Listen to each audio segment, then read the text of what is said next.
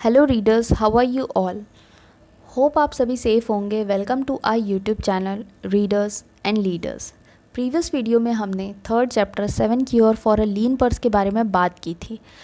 I hope आपने इसके आगे के 4 वीडियोस देख लिए होंगे। अगर नहीं देखे हैं तो मैंने लिंक डिस्क्रिप्शन बॉक्स में डाला है, आप पहले वो वीडियोस देख लें ताकि आपको अच्छे से ये और आगे के वीडियोस समझ आ जाए।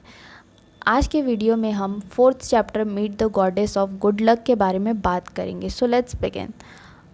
अगर कोई पर्सन लकी है तो उसके फ्यूचर के गुड फॉर्चून की कोई भविष्यवाणी नहीं की जा सकती। अगर उसे रिवर में भी फेंक दिया जाए तो भी वो पर्ल के साथ बाहर निकलेगा। Babylonian proverb.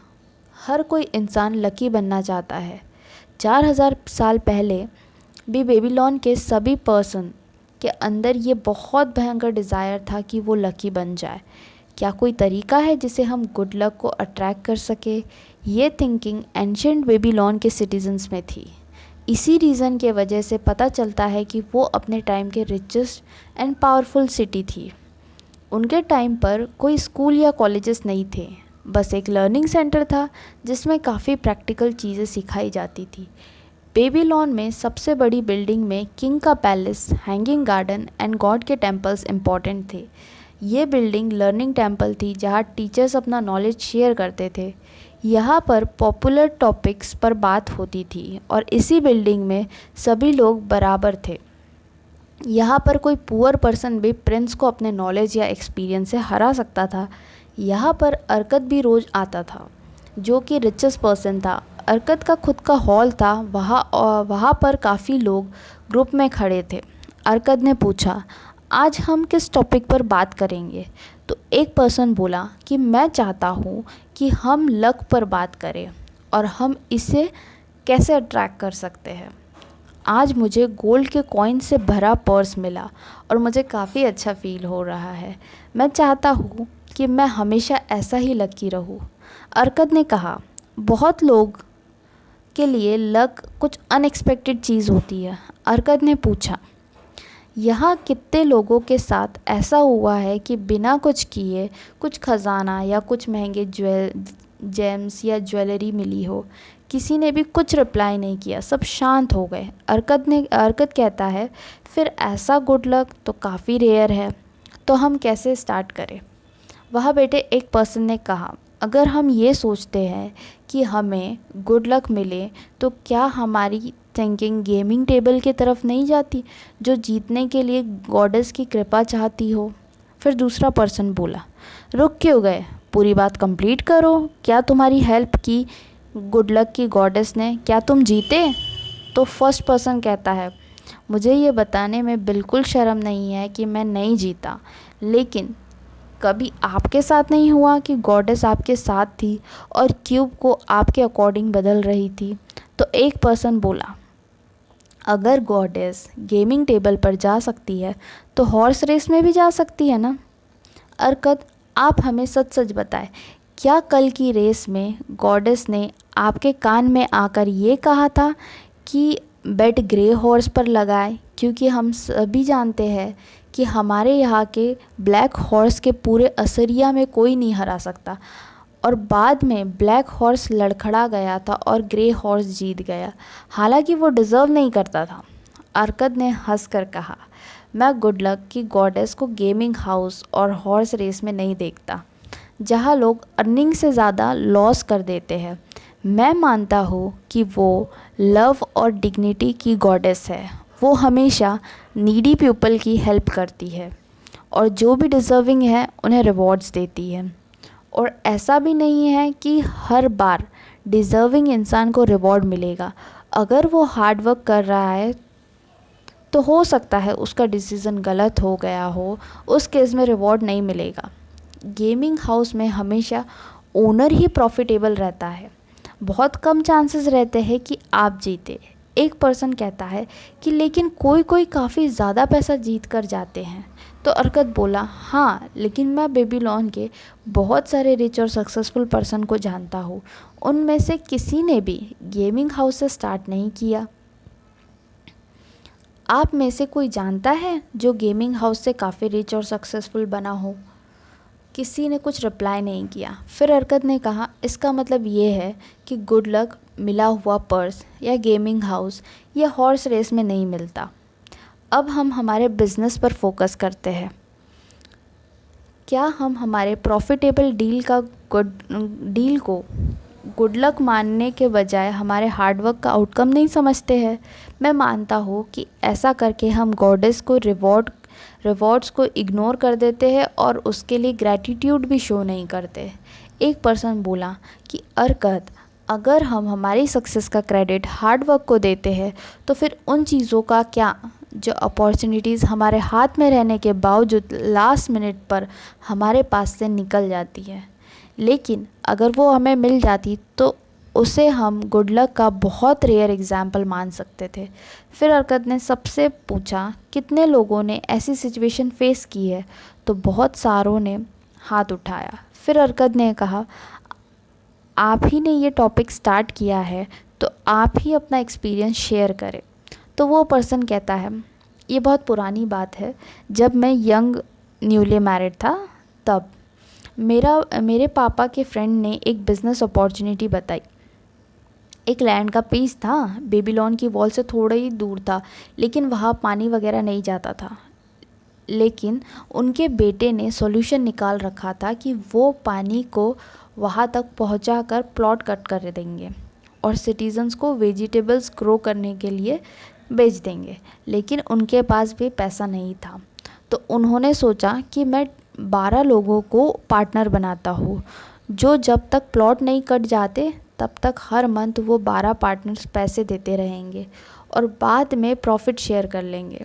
और मेरे पापा ने कहा, मेरी ये इच्छा है कि तुम रिच बन जाओ और मेरी जो मिस्टेक्स थी उससे सीखो और हर मंथ इन्वेस्ट करना स्टार्ट करो। मैं भी रिच बनना चाहता हूँ, लेकिन मेरे एक्सपेंडिचर्स भी काफ़ी है, इसलिए मैं अभी नहीं कर सकता। और वो अपॉर्चुनिटी मैंने मिस कर दी और वो डील काफ़ी प्रॉफिटेबल थी और बाद में मुझे काफ़ी रिग्रेट हुआ, मैंने गुड लक को मिस कर दिया। एक पर्सन कहा, गुड लक हमेशा उसके पास आती है जो अपॉर्चुनिटी को पकड़ लेता है। स्टार्टिंग में काफ़ी छोटे से स्टार्ट होती है, लेकिन बाद में बहुत बढ़ते जाती है।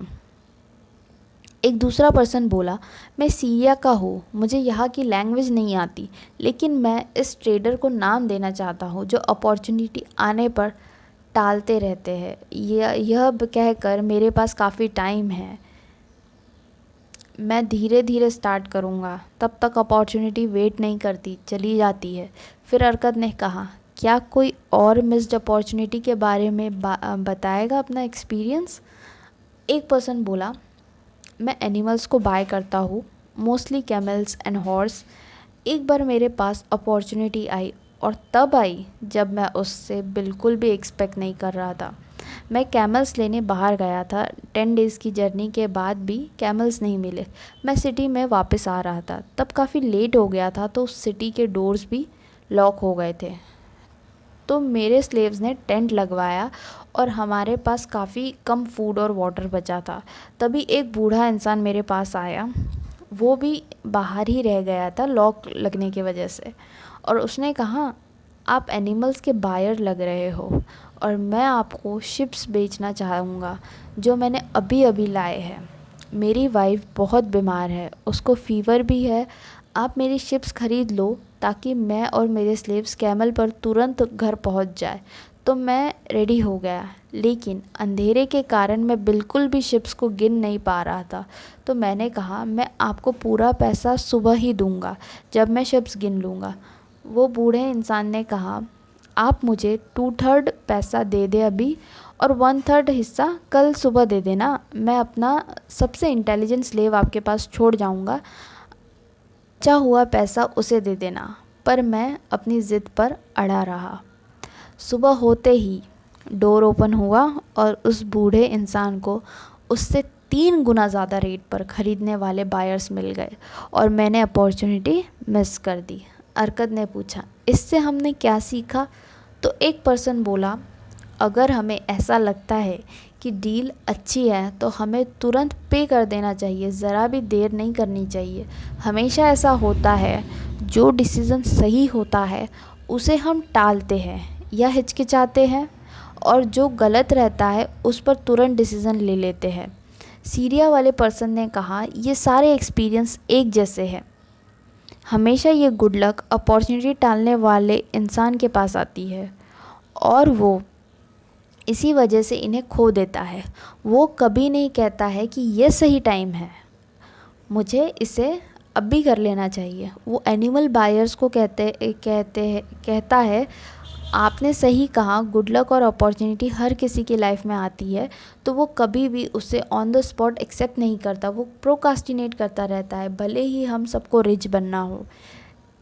इस बायर ने बिजनेसमैन से पूछा, आप इतने अच्छे कपड़े पहनते हो, अच्छे से बात करते हो, तो भी क्या ये टालने की फीलिंग आपके अंदर आती है जब अपॉर्चुनिटी आती है? तो बिजनेसमैन ने कहा, हाँ, स्टार्टिंग में हुआ था काफ़ी ऐसा, लेकिन मैंने सोचा कि इस चीज़ से मेरा ही नुकसान हो रहा है, ये फीलिंग मेरी दुश्मन बनकर बैठी है, तो मैंने ठान लिया कि अब मैं ऐसा बिल्कुल नहीं करूँगा और मैंने इस फीलिंग पर कंट्रोल कर लिया। आप क्या कहते हैं अरकत? आप भी यहाँ के सबसे रिच और गुड फॉर्च्यून वाले पर्सन हैं।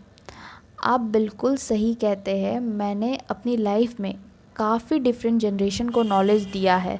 किसी ने अपॉर्चुनिटी अपने आने पर इनका सही इस्तेमाल करके बेबीलोन की वेल्थ का एक्सपीरियंस भी लिया है और ले रहे हैं, और कुछ लोगों ने अभी तक टालते रहते हैं, अच्छी अपॉर्चुनिटीज़ को मिस करते रहते हैं।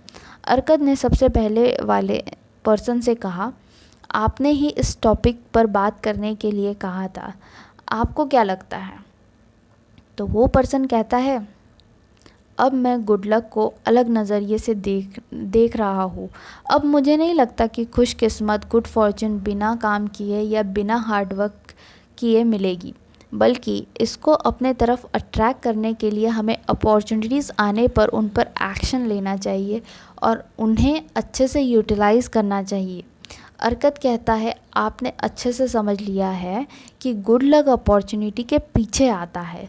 हमारे दोनों फ्रेंड्स बहुत लकी होते अगर इन्होंने अपॉर्चुनिटी का यूज़ किया होता। हमने ये टॉपिक पर बात इसलिए की क्योंकि हम गुड लक को अपनी तरफ अट्रैक्ट कैसे कर सकते हैं हमें वो पता चले, और हमें उसका तरीका पता चल गया है। अपॉर्चुनिटी को एक्सेप्ट करके गुड लक को अट्रैक्ट कर सकते हैं। जो पर्सन अपॉर्चुनिटी को तुरंत पकड़ते हैं उन पर goddess of good luck interest लेती है, और जो लोग काम करते हैं, हार्डवर्क करते हैं, वो उनसे सबसे ज़्यादा खुश रहती है। यही था हमारा 4th chapter friends. Next video में हम 5th चैप्टर के बात करेंगे। आपको ये वीडियो कैसा लगा? Please do share your valuable thoughts in comment section and don't forget to subscribe our channel readers and leaders, ताकि कोई भी वीडियो, कोई भी चैप्टर आपका मिस ना हो। Till then keep reading and keep learning.